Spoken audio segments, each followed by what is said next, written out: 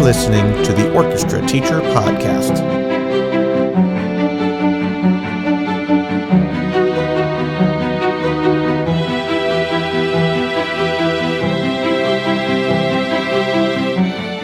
Welcome, ladies and gentlemen, to the Orchestra Teacher Podcast. This is Dr. Charles Laux, and we are recording today episode 97. We have a special guest coming from the windy city of Chicago, and this is Daniella Valdez. Daniella, thank you so much for being here on the Orchestra Teacher Podcast. It's a pleasure to have you and looking forward to learning all about you. Thank you. I'm glad to be here. Yeah, so Daniella and I spent some time last weekend at the ASTA conference, and whenever this airs, it may be 2 weekends ago, but at our 2025 ASTA conference here in Atlanta. And we are both on the ASTA board as members at large. And Danielle just started this year, and I'm finishing, so we're kind of overlapping our terms. They kind of go in two-year lengths, and we had a chance to catch up, and I'm like, oh my goodness, we have to get you on here because you're doing all these great things. I know that you are the conductor of the CYSO, that's the Columbus Youth Symphony Orchestra, string ensembles. Yes, I'm the Director of String Ensembles. And I'm sure it's a giant program of many orchestras, right? Yes, it is. We have 4 full orchestras. Wow. And then 3 string ensembles, and then a chamber music program, a jazz orchestra program, and steel drum. Steel drum. Wow. Yeah. Okay, so that's very comprehensive, and I'm sure the depth is just crazy on there. Like the way that the number of kids that you have and the different levels, I'm sure that there are. It's amazing. It is. We are lucky. We get to work with just students from all across the area, of course, within the city, and students that have little to no experience with music and kind of getting them into the organization. And great, it's like a big range. It is. Yeah. And then the suburbs of Chicago, and then we do have some people that come from downstate. From Indiana as well, and I don't know about Wisconsin, but I know that there's been times where we do have kids who take a morning train. And yeah, well, I know Milwaukee's only like 90 minutes from Chicago or so. So wow, that sounds awesome. And how long have you been doing that? I am more than halfway through my 18th or 19th season. Wow, long time. Yes. That's fantastic. I bet you've got to work with a whole bunch of different types of students over the years. I have. Actually, I started as just the conductor of the preparatory strings. And that was an orchestra of, at that time, it really ranged from 3rd grade into 7th grade. Okay. And, with growth and just kind of assessing, we need to meet the needs of these various levels and age groups. And then just kind of really through getting to know the organization and getting to know Chicago more, as well as far as,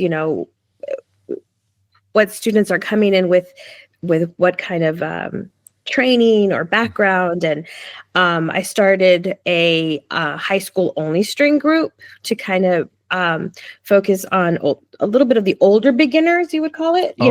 Wow, cool. A lot of the CPS students start in as freshmen, or even the students that start in 5th grade but are not Suzuki trained, or right, kind of focusing on the students. And then from there, we started Overture Strings, which is the little ones first. Oh, I bet. So we kind of were able to force out a lot of that range and just really be able to focus on their levels and meet them where they were at, where they're at. They're coming in, into the organization. So that's fantastic. Oh, yeah. And then I know, and how many days a week are you working with those orchestras? Is it a 1 day a week thing? Yeah, it's a 1 day. Okay. And then I know you hold down the full time In addition to all that, the full-time job at Maine West High School. Yes. And how far is that from that's in Des Plaines? Am Des I saying it right? Plaines. Des Plaines. Oh, you do say that. That's okay. I had to learn that too when I first started working there. Yes, it's a suburb a little northwest of Chicago. It's right next to O'Hare. Oh, okay. Okay. O'Hare's there. It's the backyard to Des Plaines. I'm at a high school, Maine West High School. I have 3 orchestras there. I started working there in 2011. Okay. I was teaching beginning strings in a more north suburb for some time there before going to the high school. And I started off there with 3 orchestras and a guitar class and a piano class. I'm not a guitar player. Right. I learned rather quickly. So are you still teaching the guitar class? No, okay. Thank you. No, the band director, who's a much better guitar player. As long as you're able to keep in front of your kids a page or 2 in the book, right? That's yes. Or I was like, you do that really well. Why don't you demonstrate for us? I taught guitar for several years as well, and there was always kind of like one star student that like maybe didn't read the notes because we did note reading and everything, but could really play. And I was like, okay, we're going to teach you the notes, but would you demonstrate this? Exactly. Yeah. Exactly. But now I have 2 piano classes, which I enjoy teaching just as much. Are they beginning level pianos? Yeah, there's some students that have like, I took lessons when I was in 4th grade or whatever, and went back in. But mostly all of them are beginners. And cool. Do you have a lab with the headphones and all that? Yeah. Oh, very cool. Yeah. Yeah. I do enjoy that because it's a different pace. It's a different student. Yeah, and you could spy on kids. You'll hit the little button and listening to you. They don't know that you're listening to them. Well, how fun. Cool. And then, so your orchestras at your school, you have 3 different orchestras that are all ability-based groups then? Yes. Yeah. I have a freshman group, and then a middle, multi-grade level, middle group, and then my advanced orchestra. That sometimes we do full orchestra. Oh, great. I have a great collaborator in the band director, and that's nice. We usually do some full orchestra once or twice a year. Yes. So. Yeah. Usually, we're doing some works at our spring concert. Usually, it's a second semester thing for us. Yeah. Because of marching band and whatnot. So. Yeah. Yeah. Very cool. Very cool. Are you ready to shake up your next orchestra trip? Kaleidoscope Adventures has been planning performance travel beyond expectations for more than 30 years. They know the best destinations and the most iconic venues for orchestras. Check out the Kaleidoscope Adventures link in the show notes below for fresh ideas and inspiration. And then let them do their magic. They'll handle all the details from start to finish, so all you have to do is enjoy the experience. Tell us a little bit about your background, where you're from, and what you did growing up, and where you went to school, and tell us. Well, my background is a little bit different than some. I would say some. I did not start playing violin until I was in 5th or 6th grade, right? I did start piano a little bit before that and really only because my younger sister was taking piano and she just didn't want to take lessons anymore. And literally, if they're listening to this story, my mom was like, no, I already paid for the lessons. And I just remember going, well, I'll take them. I'll start taking them. And was your mom surprised when you said? Yeah, they're like, okay, well, sure. And then, I started the piano lessons, and then 5th grade, I came home saying I wanted to play the violin. I guess after a demonstration, that's how it works. And then that was it. Where did you grow up? What city or where? I grew up in El Paso, Texas. El Paso, Texas. Okay. Yes. Wow. Both of my parents were born in Mexico and came to the United States at different times, at ages in their lives. And I grew up with El Paso's a border town. Yeah. Juarez, Mexico. And it really, I didn't know it then, but now as I go back and I'm older, I really realize how that place or the city really shaped For sure. me. And the fact that they had a string program all the high schools gave you everything that you're doing now. I mean, where would you be without the 5th grade string program, right? Exactly. And I feel the same way, because in my county, in Northeast Ohio, there were great programs in Cleveland area and whatever, but and around there. But in Lake County, where my school was, in Mentor, we were the only district in our county that had a string program. So I just sometimes wonder, it's like, what would have happened to me had I not had a string program to save me? Because I say that all the time. It literally saved me. Yeah. And well, it definitely, exactly like you. I don't know what trajectory I would have gone on, honestly. Yeah, I mean, but we're lucky in El Paso that I would have to say every high school and middle school, there was robust orchestra programs. Well, that's Texas. And yes, hard to find any district in Texas without some kind of orchestra program, and there's so many robust programs. El Paso is so separated but it is from the state. You're right. And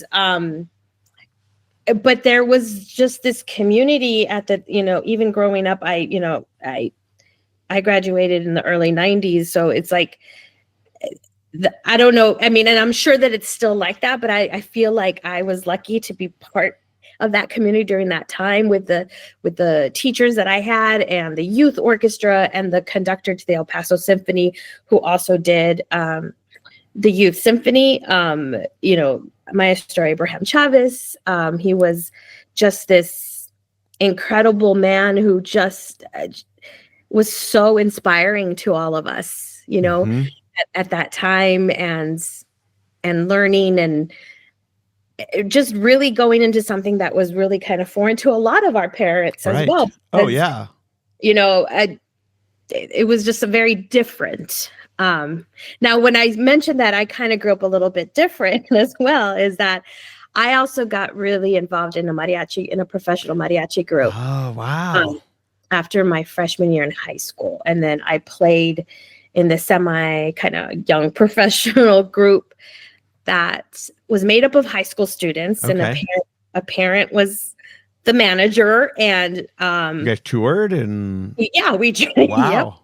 We went, to different festivals in San Antonio. We played in the Hollywood Bowl. We did all of these things. Wow.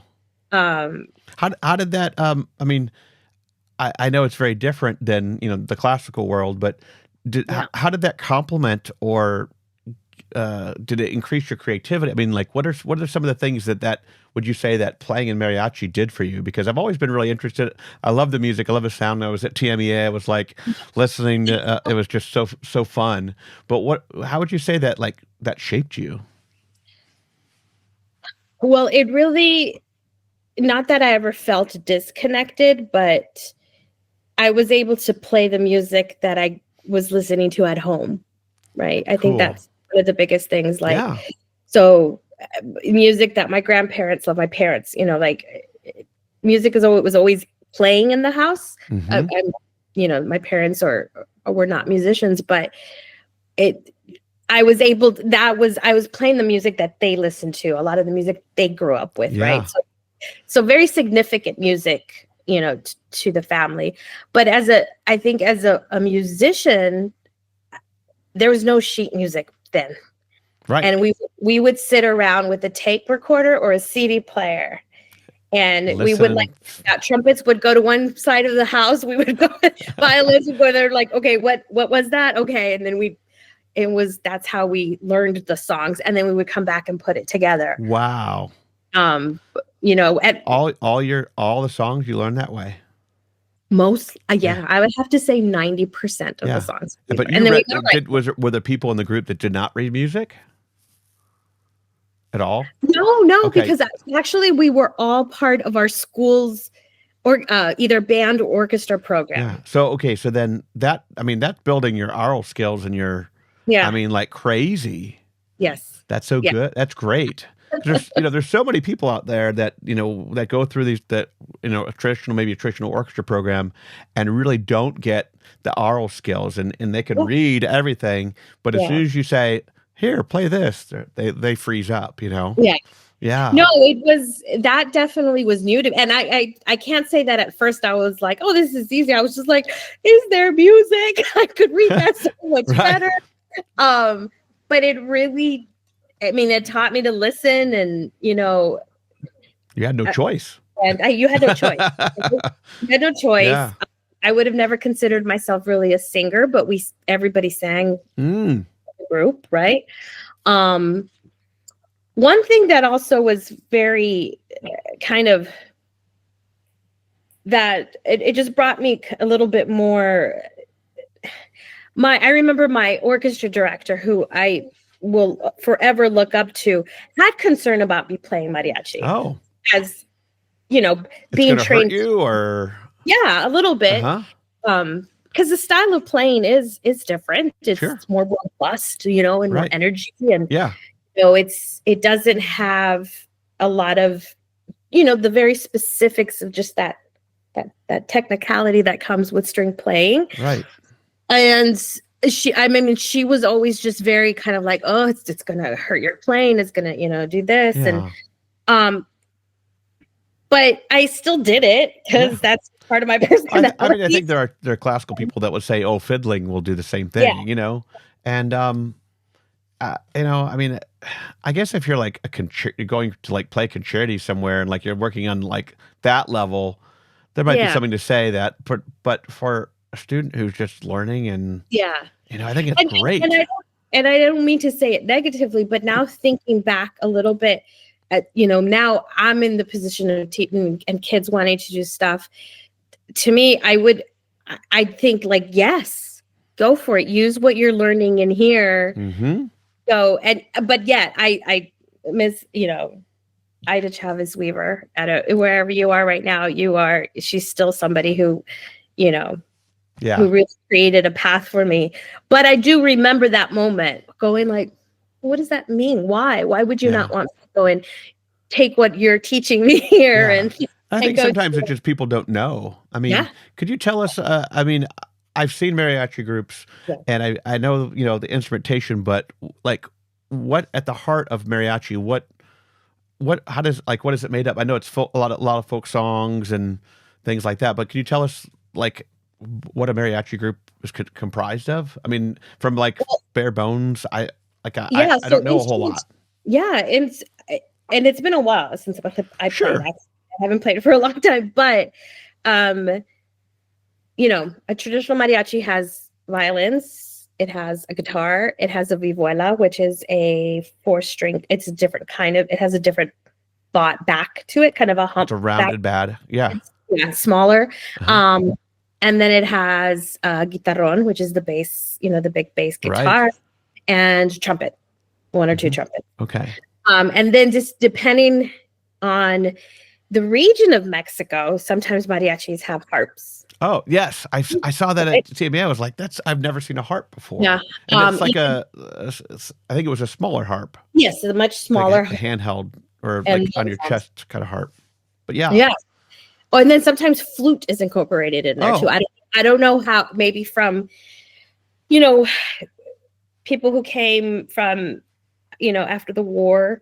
There's a lot of, you know, German musicians that came into Mexico, and I think brought probably some of those instruments with them.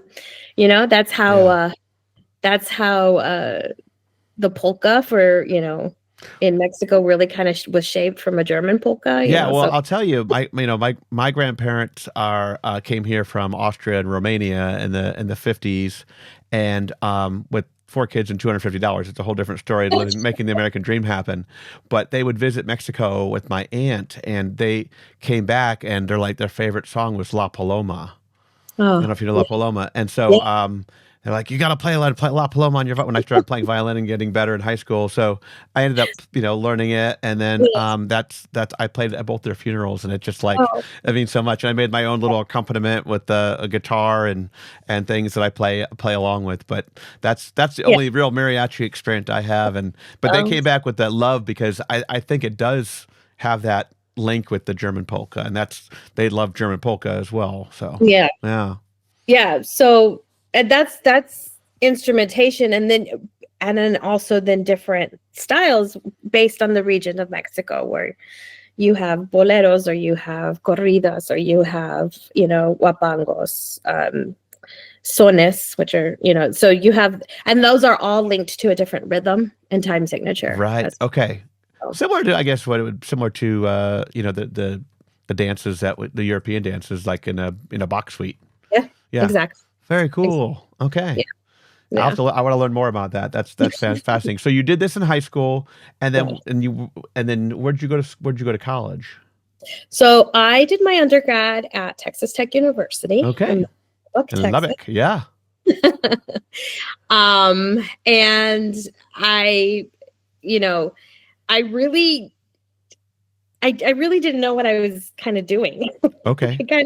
I knew that I wanted to do music, but I didn't know what that looked like at the time. So you weren't in music education as like, I want to teach high school, or I want to teach. No, not from the get-go. Okay. No. You just love music and you love playing. Yes. I want to do something I got with a scholarship, and my parents were like, "Yes, okay, you're going there. You got a scholarship." So scholarship, good. Yes. So yeah, I remember my dad driving me in March of spring break. My senior year, we drove to Lubbock so that I could audition, and just being like, I don't really know what I'm doing. How far was that from El Paso? It's like a 6-hour drive. Yeah. Yeah. But you cut through New Mexico, so it's less than. Oh, that's crazy, right? That's crazy. So I started in Lubbock and at Texas Tech, and right away kind of really felt comfortable there. I made really, really good friends, and then my theory teacher at the time was a theory teacher at Interlochen for the summers. And she recruited several of us to go and work at Interlochen for the summer. Wow. Fantastic experience. And that was it. That check. That changed me, because I was like, oh, there's so much more outside of Texas, more, and I really, I was the manager and music librarian for the intermediate orchestras. Gabe Villacerda was is it Villacerda? Gabriel? Yeah. Villacerda? Yeah. That guy is amazing. He's got some fantastic resources. What a great teacher. He was the orchestra conductor for those groups when I was there in the summer of 95 and 94. No, 95. Sorry. I had to think when I graduated. It was my first summer after freshman year of college. And it changed. The people that I met were forever friends still, and we all worked and we learned. We were very poor, but we seems like when you go to camp, it's always those are people that you end up just being like friends forever, Yeah. But the teachers that I got to, just watch teach, just sit at these rehearsals and be like, oh, I think I can do that. And I think I'd want to do that. And then I went back another summer, and instead of, spending my money stupidly, I decided to take lessons with one of the teachers there. And I did like these intense lessons, and that just flipped for me. I was just say, like, your playing probably just went crazy. Yes. Yeah. And I came back to school, and I was playing with the Lubbock Symphony as a college student, and great. Doing all these great, and Texas was great in the sense that there's so many community orchestras in all of these little towns. Yeah. And when you're breeding all these string players, not all of them are going to go on and be teachers, but they're going to want to continue to play. And that's the heart of my goals are like, I don't care if you become a teacher or, professional. I just want you to play forever. And like, they have all these opportunities that you don't have that everywhere. That's amazing. So we, a lot of us were gigging. We'd go to Abilene, Texas, or we go to Plainview, Texas, like these little, Midland, Odessa Orchestra. We'd go to drive. We would drive. That's Far. college, Yeah, I remember as a college student, I would drive 2 hours for $75. Exactly. But then you got to play, these really cool symphonies, right? Music that you only ever studied, and you're like, okay, now I'm actually playing it. You're hungry for knowledge and for experiences, more so than the money. I mean, the money you need it for gas. Yeah, but it was a different world then, right? Yeah. Yeah, it was. I think we're pretty close in age, so we know when it was $1 a gallon for gas, that was that was pretty nice. Yeah, for sure. So yeah, that's, and I was able to do a few other kind of really cool gigs through my college career. And then after graduating, I wanted to do my student teaching in a different city. Ah, okay. And I asked permission. I was like, could I go do it with this teacher in Austin? Oh, nice. And I student taught with Jimmy Edwards at Westlake High School in Austin, Texas. Okay. And but I also did K through 12. So I did some general music, and then I did middle school and high school. So I ran. Great experience. Yeah. It was full on because I also had a great music ed teacher at Texas Tech who was all Kodai and got us really into really thinking about how you could use a lot of this Kodai methodology in string education, or in band. Wow. Whatever. And that really also played a big role in my shaping of instruction and pedagogy, and what I think about how can I transfer that to my teaching. Very cool. So I did that, and then I got a job after graduating in Louisville, Texas, which is where is that? Suburb of Dallas. Oh, around Dallas. Okay. Dallas. And there I was an assistant director at a middle school, which is unheard of up here. Oh, right. Yeah, in that area. Yeah, but in Texas, it's everywhere. Yeah, we have some here in Georgia too. We have some programs with good numbers, and then they have the assistant director in the middle school. Yeah. Yeah. So that's how I started. And my mentor teacher, Susan Younghans, she was incredible, but she was like, you got to go back to school. Yeah. And I hadn't really thought about it. I kind of wanted to. And I was like, kind of like, she goes, nah. She's like, how many years did you do at the middle school as an assistant director before you left? I taught 3 years. Okay. Then I started that third year, I started applying and auditioning, and I ended up at Northwestern. Oh, perfect. And I was a TA for Dr. Chellan. Oh, wow. Yeah. Legendary. Yes. Legendary. Wow. Oh, so you had, I can't even tell you how influential he's been on everybody, but just his bowings. I mean, just all this stuff is yes. It's it's mind blowing, the work that he did. And yeah. Just even down to how you set up a classroom, how do you start them off? And that was just, I learned that through Susan because she was a student of his when he was. Oh, okay. Was that influential in your decision to go to Northwestern? Yeah. That was. Yeah. It really was. And then also, it was a 1-year program, non-thesis. Non-thesis. Good deal. Because everybody knows that's the hardest part of getting through. I mean, I had to do a project for master's, but the doctoral dissertation was just. Yeah. It's a big chunk to chew on. And, when you're teaching and stuff, it's even worse. But regardless, yeah. So that's great. So you got that done in 1 year. I did it 1 year. So half my time was with Chelland and the other time was with Stacia Spencer and her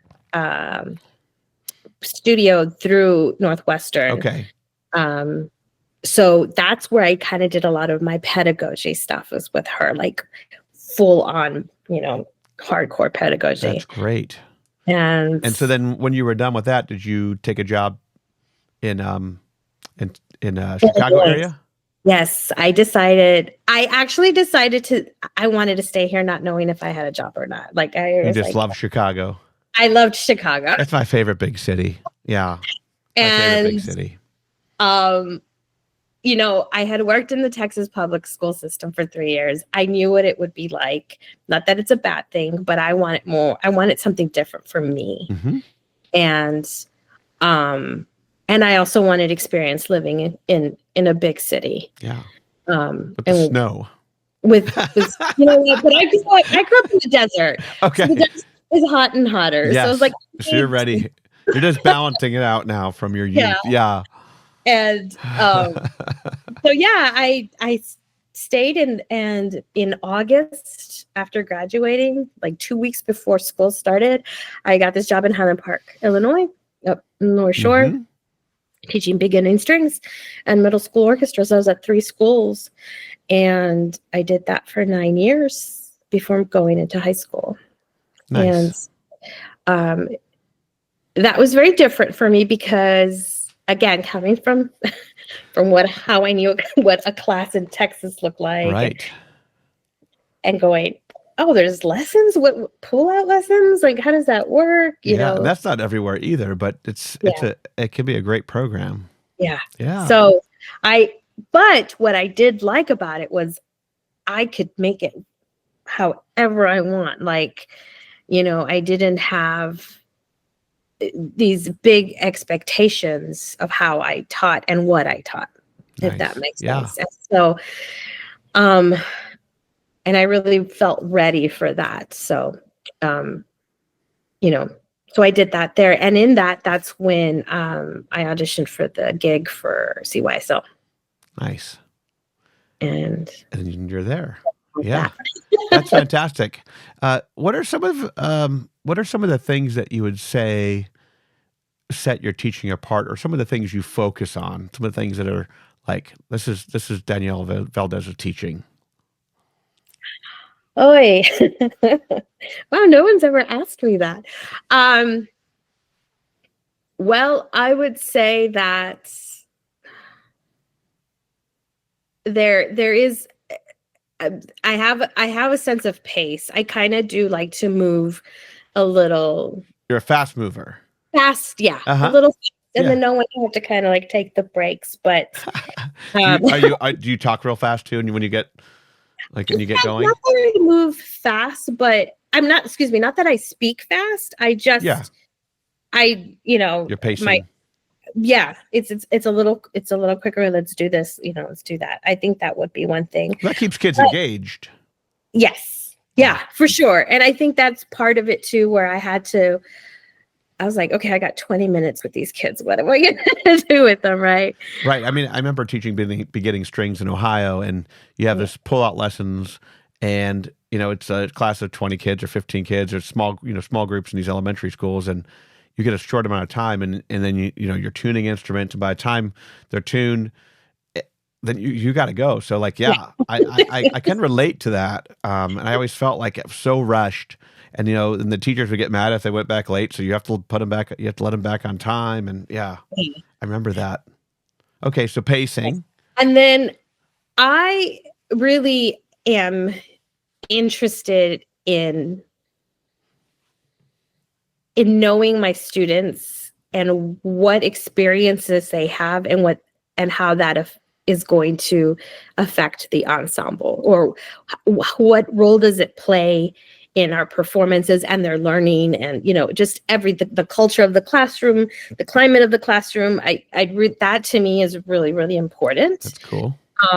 Their sense of identity and what is important to them is something that I do spend time doing and learning,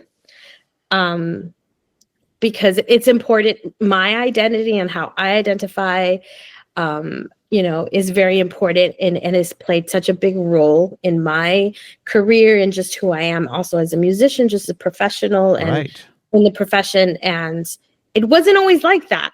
And and as a woman and a woman of color, like all of Right. these things. And I want to be able to afford my students that space. So I I give that a lot of time. And, and I consider like, what is it because I do have a lot of students who are multilingual, coming in.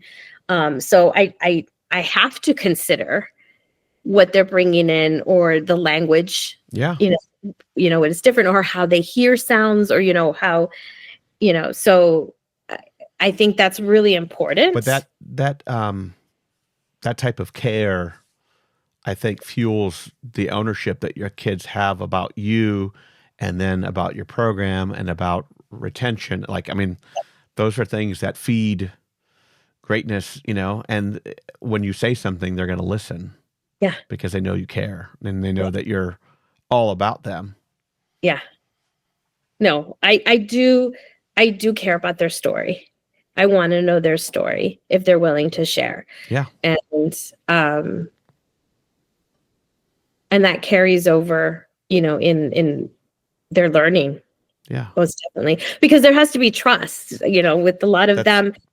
They're even afraid to play an open A in front of somebody else, right? Yep. But if we have built this sense of community and trust, then it's okay to make mistakes. And I want them to be able to feel like, okay, I've made a mistake, and it's okay. Be able to be open enough to be vulnerable. Yeah. For sure. Without feeling the anxiety of vulnerability, I guess. Yeah. So that's great. I think the last thing too is like, Ms. Valdez always has these anecdotes and metaphors, or that was a really good one, Ms. Valdez. I really thought about that. I was like, oh, we didn't even think about it. But yeah, that might be one thing that if you asked my students, it's like, oh, she's always like talking about these metaphors. Valdezisms. Right? Yeah. Sure. Yeah. I think my students have some probably about me too, just whether they're dad jokes or whatever I do, But but that's what makes kids, like I said, want to be with you. Mm-hmm. Which kids follow your lead, trust in you to make those, make decisions that they know are going to benefit them. Yeah. Yeah. Yeah. What are some of the things that you see in string ed right now? And I know, we talked a lot about a whole bunch of different things in our board meetings, and things that affect string ed, and not just our organization, but just in general, ASTA as the organization I was referring to. But what are some other things that you think are of concern, and maybe not just in string ed, but in education now? What are some things you're thinking about? Oh, the first thing that really comes to mind is the demand that the students have academically. I mean, academically, the stress is the rigor of which at some of these kids place upon themselves. Right. Right. I don't. To me, I'm like, are you having fun? Like, does that feel good to you? Right. You're taking 6 AP classes or 5 AP classes. Do you love the subject matter, which they're torturing you with, or is it just every day? I tell them, I said, if you're going to take an AP class, I know you have to take so many to get into these universities now, but like, please take the ones that you're most interested in, that you're going to enjoy. But you want to be a journalist? That doesn't make sense. Yeah. But so that is a concern, because it does ripple down to everything else. They're tired. I don't think that a lot of them don't practice because they don't want to practice, but they just simply and I think that they're maybe more distracted than they used to be as well. Yeah. I mean, social media, phones, that's a big component. Yes, for sure. Yeah. And procrastinate. Everybody procrastinates, but I do feel like, like I give an assignment, I'm like, okay, I'll give you guys plenty of time to do it, and they still, without fail, they just wait till the very end and then, oh, it wouldn't upload or, there's all these things. So I just don't know if it's like the kids that we're like dealing with, especially after COVID. I don't know if you feel that that's changed a lot. Yes, that for sure. I think one of the biggest things after COVID is I don't know if you have noticed this as well, but they're not vocal. Like you say good morning and they don't say good morning back. I mean, there's more. I think there's more of that than there used to be. Yeah, for sure. I have some kids that'll come in my office and talk my leg off. And I like that. I love that. But yeah, it's like some kids, I want them to be like, I want them to say hello and they're kind of down, so it's like, yeah, I can see what you're saying there. Yeah, that communication factor. And just, again, I think it comes back to being able to be vulnerable and being able to, be silly in front of somebody else or, or you might say something that, I don't know, that makes people laugh, like that risk. It's that they don't want to take that risk in that. And again, brings me back to like why I do take a lot of time at the beginning of school. That has nothing really to do with the playing, has nothing to do with music, because how am I going to ask them to phrase this together or to like create this effect in their playing when they can't even go good morning to their neighbor, right? Right. Yeah. And to me, I'm like, but I'm responsible for also making them good human beings. So I think, for me, that's my number one goal is like, when you leave here, I want you to be a better person. Yeah. From the work that we do. Exactly. And loving music, obviously, but, better humans, there's just so much out there that's negative now. And we have the opportunity to show them beauty and show them love and show them all the great things in life that it's not everywhere. No. Yeah. Unfortunately isn't, but so one student at a time, one step at a time. That's right. That's right. Well, that's like when I met you and when we started talking, it was like, okay, I can tell that she has a special thing about her that makes all this work, And obviously, you can't be a terrible musician and be in charge of the Chicago Youth, So that's amazing what you're doing, and it's been so fun to get to know you. Yeah, thank you. Yeah. What are some of the things that bring you the most joy? I know we've already talked about a few things, but some things that bring you the most joy from your teaching. Oh gosh. I think when students, those during breaks or before rehearsals, when the kids are running through a piece or they're playing something completely different and they're having fun playing the song on their own. Yeah. I love to hear that, because to me, I'm like, okay, I can't teach that. I can't force that, that happens because of what the value they've placed it in for themselves. The autonomy. Yeah. Right. And I love hearing that. I love also sometimes hearing students when like my section leaders are leading sectionals, whatever, and they're using the language that I use sometimes or the approach. And I'm like, rubbing off on them. That's good. They understand. Yeah. Those are some things, but I think just overall is how music has played a role in their lives, even beyond. I've just been fortunate to have a lot of students that come back or email me and they're like, I'm playing in the medical orchestra of Northwestern or kids, or I'm doing this, or I have a chamber group, and they're doing many other great things in their lives, but this is still somehow it's part of it, right? Part of it. Yeah. And that makes me so happy too when I hear that they're playing in the community orchestra or however they're enjoying music. Some of them have taken it different level, different ways to like guitar or, whatever, but they're still loving it. And that's, yeah. So that brings me joy. It just, and of course I think for everybody else, those like special moments in the classroom when we just, or when you end a class and the kids are like, that went fast. It was an 80-minute class. Oh, so you're on the block schedule, right? Yeah. I was like, yeah, I did okay. Something went right. If they thought 80 minutes was fast, so that's good. Yeah, I mean, and sometimes we get autonomous in we just go and go and go, and we're having a great rehearsal, and I'm on a 50-minute schedule, and I look at the clock, and I'm like, I have 1 minute left. I'm like, I'm right in the middle of something. I had that happen to me today. I was like, all right, we'll pick up here tomorrow.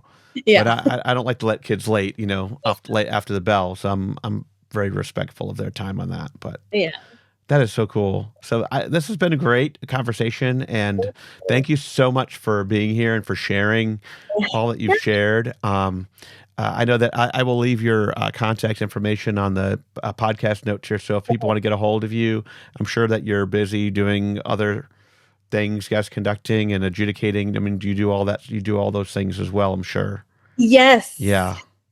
So they can contact you and reach out. They can contact me. I would love to, go down to different, states and, just work with other, Well, we definitely got to get you here in Georgia to do an all-state or something. Oh, I would love to. That would be fantastic. So, but Danielle, it's been a pleasure. And thank you again for being a guest. You. And for everyone out there listening, Orchestra Teacher Podcast, our episode 97. Signing off. Thank you so much for listening, everyone. Thank you for having me. Bye. Thank you for tuning in. For resources and more information, visit orchestrateacher.net.